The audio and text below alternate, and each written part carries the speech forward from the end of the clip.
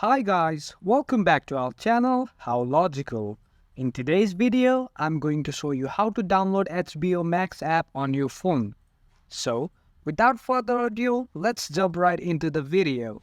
Firstly, make sure that you have a stable internet connection. Once you do that, go to your Play Store or App Store and search Max.